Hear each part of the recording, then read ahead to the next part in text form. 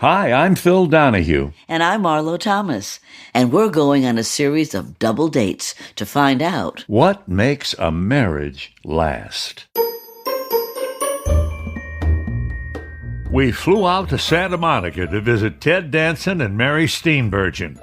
Their house is carved into the side of a hill. It's a craftsman-style bungalow built in 1922, and it has what is called a living roof, which is covered with greenery to fight off climate change. Ted and Mary decorated it themselves. It's very relaxed and homey. Mostly it was their warm connection to each other that grabbed our attention from the start. First off, this is fun. Yeah, we've been so excited. We're really honored that you asked us. Yeah. Well, you came to mind immediately, really. People are always asking us, how are you married so long? And what? I like him, he likes me. Yeah. He's cute, I like the way he smells. I don't know, is that it? Yeah. That's a big deal. That's right, yeah. Yeah. So you do smell good. Ted likes to play the rascal, but once we settled at their farm-style kitchen table and began to talk, he was so honest and vulnerable. Married. Well, of four of us here, I'm the only one who's only married once. Oh, yes, I'm the third time being married. Well, maybe that's an interesting way to start. So great. No, because either you're a wild optimist or you're in total denial. I mean, I got married in college at Carnegie halfway through, and I think it's fair to say the real communication would have been, I'm afraid to go to New York by myself. Are you? Oh, well, let's go share an apartment and be buddies. That would have been kind of the emotional truth.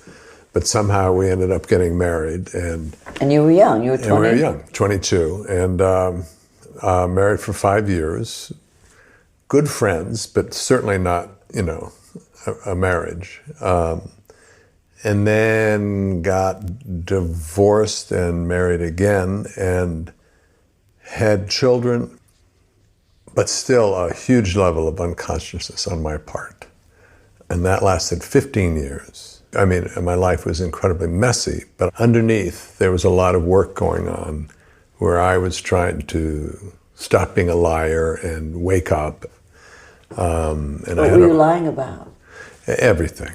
Pretty much. I was not hugely faithful. I'll leave it at that. So I did all this work on myself. But by the time we met, I was convinced I was incapable of having, a relationship that I wouldn't mess up. This was back in 1994, when both of them were cast in a film called Pontiac Moon. And just like when I first met you, Ted was drawn to Mary immediately. And what was it about her? When you're cast in a part together, you have an excuse to look at somebody in the eye, whereas otherwise I'm kind of shy. We're about to work together, so you're supposed to know each other, so you share. And I was, like I said, a hot mess, and so I shared my life with her on that first night, and it was very clear nothing was possibly going to happen because how nutty I was, and Mary wasn't looking to be in a relationship. So it really started off friends until halfway through the production, we took a canoe ride. Wow. Jump in here. I don't want to do a monologue. You did great. Okay. All right. So we were playing this kind of 1960s it was a very strange film, but we're not going to have a relationship, Mary and I, because that's clear. But we should do something fun and kind of old-fashioned romantic, because that's kind of what the film is like. By then, I knew that when I showed up at lunch and somebody else was sitting next to Mary, the part of me was like, a little grumpy that I hadn't got there in time to sit next to her. But then we took a canoe ride, and it was this big tidal river called the Mendocino River. Big river. Big river. And we got into a canoe that had an outrigger. It was just a beautiful canoe. And there was a group of 3 or 4 other people going up. And we outdistanced them quickly. And we just kept going around the next bend. It was always Mary in the front and me in the back. Effortlessly paddling, which is, you learn a lot, I think, in a canoe. And there was very little conversation except when it was right. Mm-hmm. Sea otters, blue herons. Sounds like something you'd like to do. Yeah, it was just magically beautiful and totally in sync and peaceful and at ease. And I think on the way down, we stopped to have a little bite on the corner of the side of the river. But you kept wanting to turn around. Oh, that was kind of for our wedding. Part of our vows was a poem about that canoe ride. It was really kind of like a charter for our marriage, about finding the truth in each other's eyes. But Mary has in our entire life been the person that goes, oh, let's go around the next bend. Come on, let's do this. And I'm usually the one going, oh, I think we're fine. We should. And she's always the one that gets me to go around the next kind of curve in life. And well, that sounds idyllic. Yeah. Yeah, no, it is. Hey, we're madly in love. I feel so blessed on every level, from as deeply spiritual as you can get to the more shallow and whatever. We really do celebrate how lucky we are a lot. Were you a little scared? I got scared. You did. You had one moment where I got really scared because we lived very differently. I lived in an old farmhouse in Ojai and had a very small life, except I would go off and occasionally do a movie. But I couldn't even do that very often because I was a single parent and I didn't want to leave my kids, And I've always been a little shy of being out there, being talked about. I don't need that. I love being an actor, but I didn't do it because I need to be the person in front of the flash bulbs. I like being in front of the camera, but I don't like my life being out there. And his was all out there. And so... But because I was being messy, not because I was looking for it. But it scared me. It scared me. And I was just scared because I'm so protective of my children as a mother. Like, I don't want to make a bad choice. And so it was scary, but here's what I found. I found this weird thing that you can go, your brain can say, no, I can't do this. No, I need to walk away from this. And your brain can say whatever it says, but I found, and this is not an intentional pun, but my soul was in my feet. My feet, sometimes very hesitantly, sometimes more surely, walked toward him. And no matter what my head was doing, that's what I found myself doing. And so it was like, I can only assume that was the voice of my soul, because my brain was not that simple. Right. My brain was like... Well, especially a guy who'd been married twice. Yeah. You would think, well, is he going to be able to do this? Yeah. Also, I had told myself, because I had just ended a relationship right before I met him, and it was really not a good relationship at all. And we were both very much not right for each other. And I had just told all of my friends, guess what? I'm not good at relationships. And I look like I would be, but in fact, I'm not. And I'm done. I have 2 beautiful children. I'm done. I'm not putting myself through this anymore. And then I met him. I was smitten. Because my life was so complicated, I didn't think to do something about that. Right. But I couldn't wait to be around her, literally every day. I don't know if I felt that right away. It was such a crazy time for me, and everything for me got filtered through my 2 kids. So how old were they at this time? They were 10 and 12. Yeah, that's young. And then I just started noticing whenever we were all as a cast going out to dinner or doing something, when he wasn't there, it was like, oh, okay, a little disappointed. Right. So it snuck up on me, and it just kept becoming more and more and more undeniable that I wanted to be around him. And also, just the more I got to know him, the more I saw in spite of everything that was going on, I saw what a fine human being this is, and so different than I thought, because I had an image of him that even though it's stupid, I sort of bought into Sam Malone. Yeah, right. Even though I should know better, because Right. I'm an actor. Yeah, but that was a long time, that show. And I was a big fan of this show. And I started to think, oh, he's probably super slick guy, know? And then Your joke is very my funny. joke is that I was wrong because slick guys don't say gosharoonie after making love. That's hilarious. But I mean, Ted was raised with the Hopi Navajo people and ranchers' kids outside of Flagstaff, Arizona.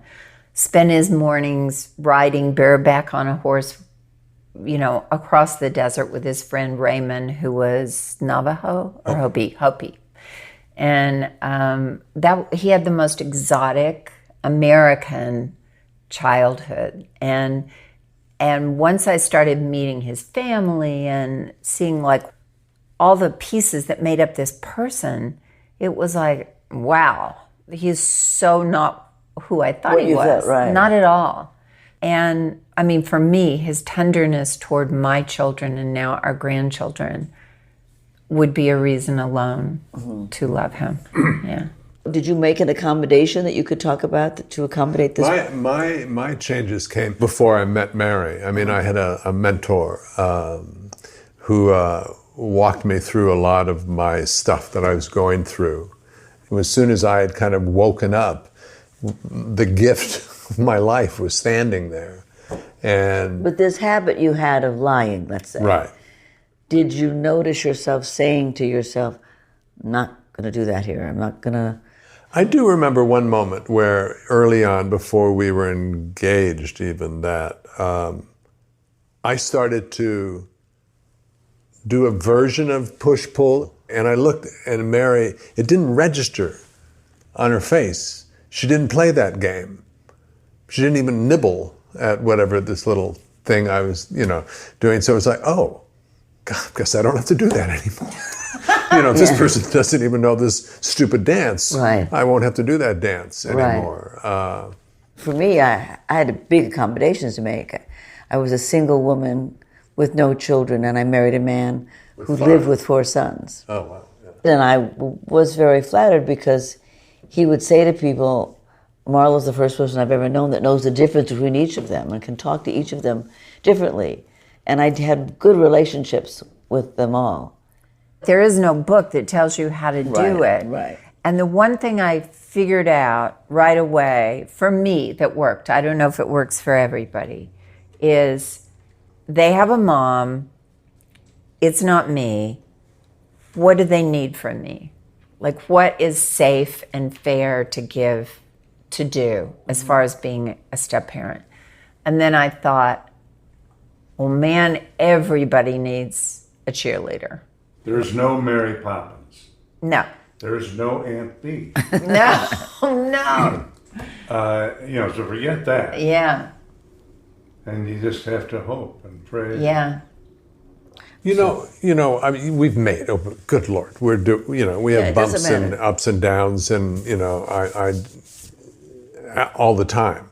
But 90% of the time, we want to have fun and be happy. Right. We'll do drama if we have to a little bit. Well, but, our motto is the only drama we like is that we're paid for. Right. I look at Mary and go, we can be in the middle of an argument, and I can trust, even with anger in the air, that if I look at my stuff, she will look at her stuff, or vice versa. That she is trustworthy to see her part in any situation. It feels a lot better to point over there and say, you're wrong, and this is what you've done to me, and I'm a victim. And it feels so much better than to go, okay, Here's my half. Here's my half. I'm going to own up to it. I mean, where's the fun in that? But the fact that you do it is magic. We'll have more after a quick break.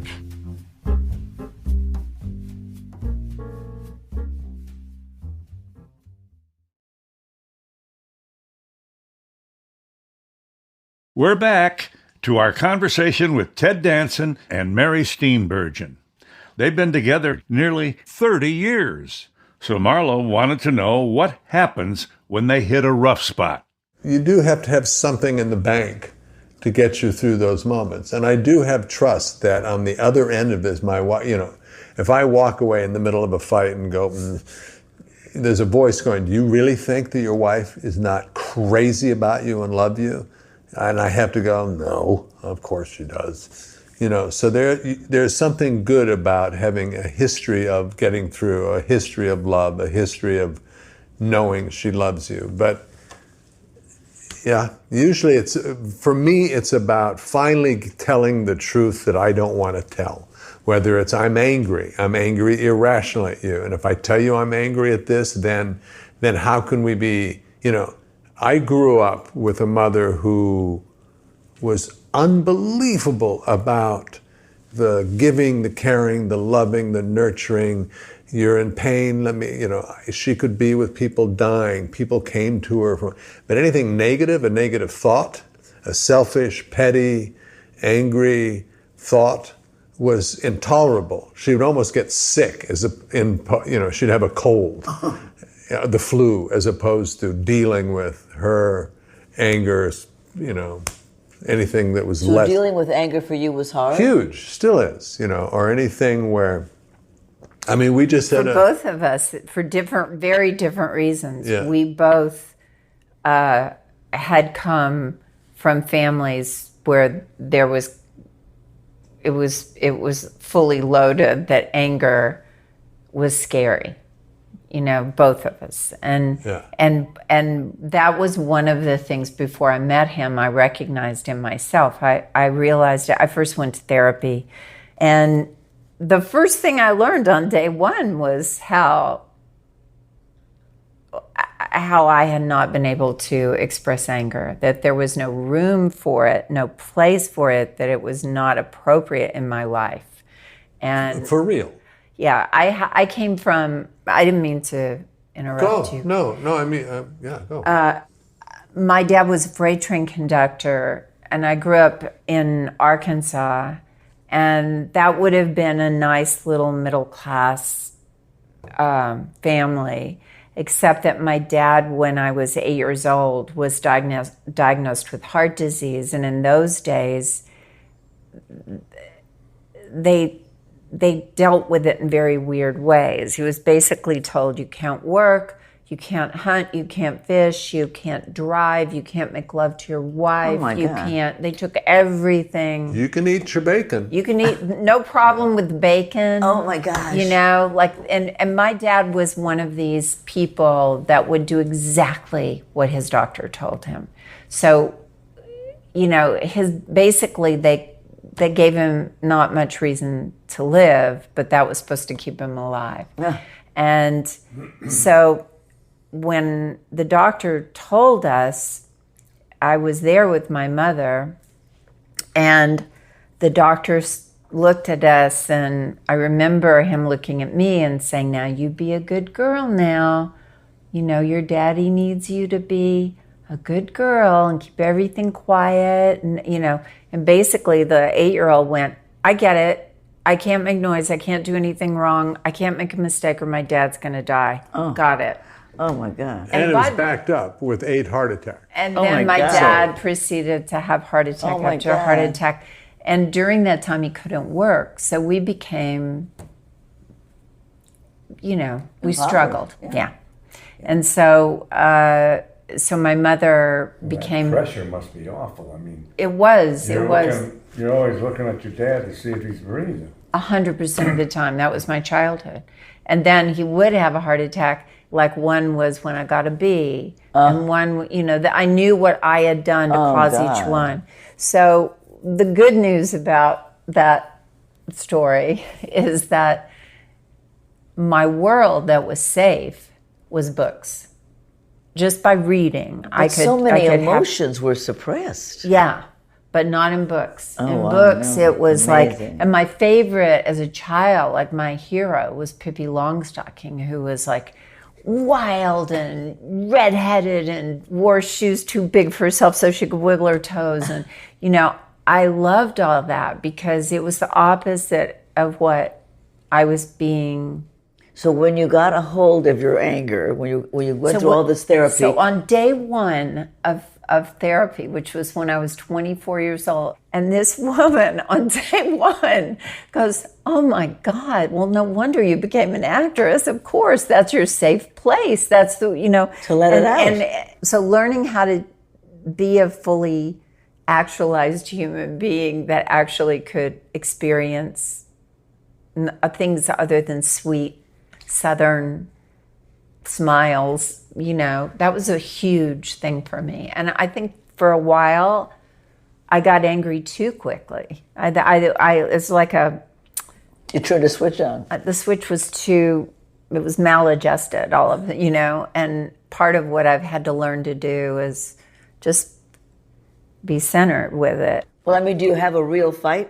We have had fights. some Oh my God. humdingers. Yeah. And I've accused him before of fighting. I said, "You're mean. You're mean like a junkyard dog." But the truth is, we both hate it. So if you had to say, what's the foundation that makes a marriage last other than love? I would say truth and laughter. Yeah. Honestly, those two things for us. And the hard work part is tell the truth. Yeah. I Because mean, that's uncomfortable. at times, yeah. When is it uncomfortable to tell the truth? When it's not going to feel good to the other person, or when it's going to make you look bad, or when you've done something that I'm going to have to tell Mary, shoot, because now I can't ride in on my white horse and be wonderful and noble. I'm an asshole, and I just proved it. And now I'm going to have to share this with Mary. And why do you have to share it with Mary? Because otherwise because we kind of have an agreement, unspoken or spoken agreement to share, to not have secrets. So it's not that I need to share it to get blessing or permission or something. I need to share it so I don't have this little inside of me. People are going to think these are really juicy secrets you got. No. It's whatever it is. No, I know. Did you have secrets in the beginning? No. I think that's what was unique about the relationship for each of us. I'd never not had secrets. I'd been full of secrets. But for us, I think we had both kind of had enough of secrets. Oof. We had both lived that way. And it had caused us to feel alone in life, He knows my warts. He knows exactly how smart or not smart, or kind or not kind, or how impatient a person I am. He knows all that. Sometimes it's not that there's a secret between you, that there's a sadness that you haven't looked at inside of yourself, that hey, I'm getting older. I'm feeling sad about getting older, and I'm embarrassed to tell you that I'm Exactly. No, that's great. Yeah. All of those things. But I think also, and no two people would be more perfect to say this to than you two, as famous people, the world either criticizes or romanticizes you. It's rare They do it both. It's They do both. rare that they would just Right. like your realness, and here you are, a very imperfect person. That's, if I had to say the thing we're most protective of in life, it's that we keep it real. So that And I, you also recognize in people. For me, it's like my mother had a lot of things and was complicated, but there were so many wonderful things about her that I see in Mary. There's a deep kindness and caring, about people. I don't think I could be with somebody who didn't feel that way. We had a divine intervention, and here we are. But it's also but these are little pegs along the way that you've said that it feels like magic, but it isn't, because there are these things that you count on each other for. Yeah. I completely count on Phil, and I'm not what one would call a needy little person, but I need something from him, many things, but one of the things that I need is that when I go down, when I get blue about all of these things, you know, out of work, I'm getting older, whatever it is that I choose to be blue about that day, only Phil can bring me back. And I'm from Hollywood, so I know a bullshitter when I see one. You know, what he says to me, you know, it's immediately, I respond to it, you know, and I come back. He waters my plant, you know, and I come back. That's really nice. You know, so, and I count on it. Gratitude is huge for me, you know. It is. Yeah, it's okay to be wanting more and different and all of that. But be grateful and celebrate, you know. The first thing I wrote in an autobiography I wrote in 1978. The first line is, if I could start over as a parent, and I wish I could, when my children pleased me, I would tell them. It's tough because how old were you? What age are you talking about for yourself when you all of a sudden had 4 sons by yourself?